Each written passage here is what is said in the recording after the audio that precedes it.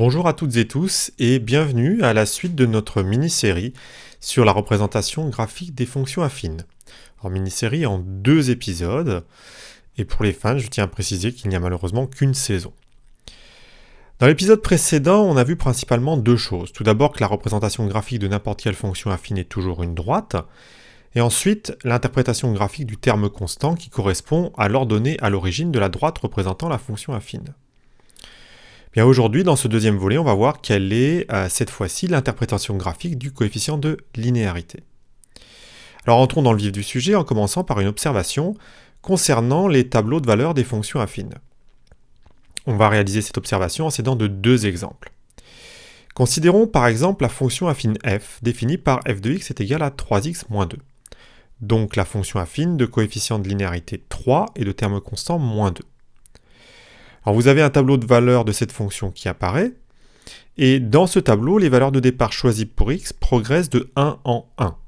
Par exemple, pour aller de x égale moins 3 à x égale moins 2, on ajoute 1, et ainsi de suite pour les autres valeurs de x.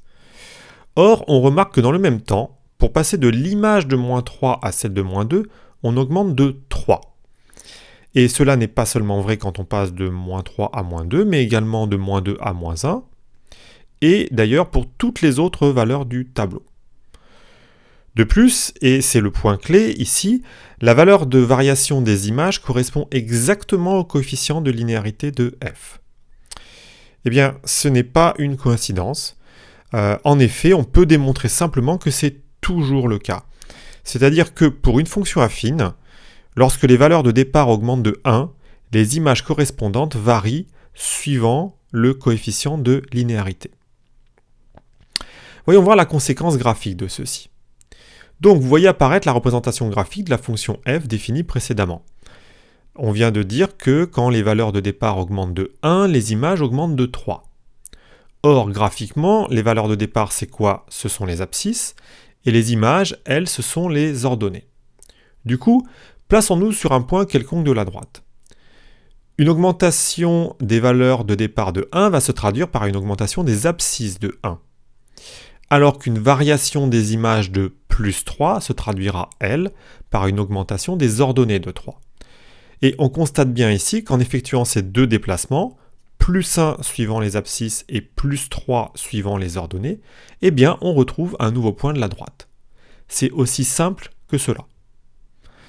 Maintenant que l'on sait ça, on peut d'ailleurs l'utiliser en combinaison de l'interprétation graphique du terme constant, pour tracer directement la droite représentant f. En effet, on sait d'abord que le point de coordonnées 0, moins 2 est un point de la droite représentant f. Moins 2 correspond ici au terme constant de l'expression de la fonction. Ensuite, en utilisant le coefficient de linéarité de 3 et en effectuant le déplacement correspondant, on peut déterminer un deuxième point de la droite et il ne reste plus qu'à tracer la droite passant par ces 2 points pour obtenir la représentation graphique de f.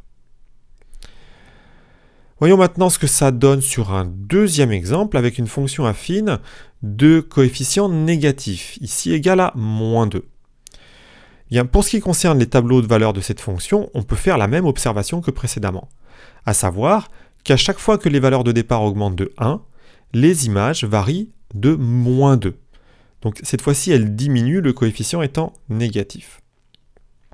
Graphiquement, l'augmentation des valeurs de départ de 1 correspond toujours à une augmentation des abscisses de 1, et la variation des images de moins 2 se traduira cette fois-ci par une diminution des ordonnées de 2.